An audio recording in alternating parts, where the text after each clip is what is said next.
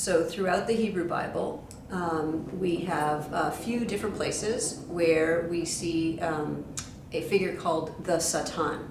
And the Satan in Hebrew, we have the definite article the, and then Satan is like a job title. It refers to the accuser, and the authors who use the Satan motif are sort of picturing the God of the Hebrew Bible as presiding over a divine council. So you see this in the book of Job, for example, where the Satan is kind of like the loyal opposition in a parliamentary system. God says, "Oh, have you seen my servant Job?" And the Satan says, "Yes, I've seen your servant Job, you know, when I'm out wandering the earth." And God said, "Isn't he the most righteous and upright man you've ever seen?" And the Satan points out to God that, well, he's only loyal and upright and righteous because you give him everything. And God says, no, I give him everything because he's good, he's righteous. And the Satan says, well, I bet you that if you took everything away from him, he wouldn't be so good. And so he's kind of the voice, the voice of opposition, the accuser, as he's often translated. But it's a job title. It's not a proper name.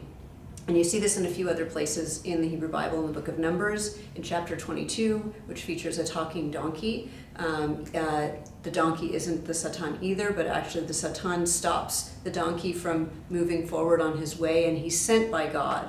And so the accuser seems to be the figure who is acting, a member of God's divine council who's acting on God's behalf, and making sure that humans kind of stay in line a little bit. And of course, that's not the way that we think of Satan. It becomes a name only in post-Hebrew Bible literature. And in the couple of centuries before the New Testament is written, we start to see a shift in the way that Jews are thinking about good and evil and God and the theodicy, the justice of God. And part of that shift, there's a lot of different reasons for it, but part of that shift seems to be to kind of move the blame from humans for their behavior to some outside influence that's kind of acting on humans. And then you have all kinds of names for the leader of the devil, the devil, the leader of the demons, and you've got demons versus angels. You have none of this in the Hebrew Bible. It all comes out in 2nd and 1st century BCE literature, and it finds its way into the New Testament as well.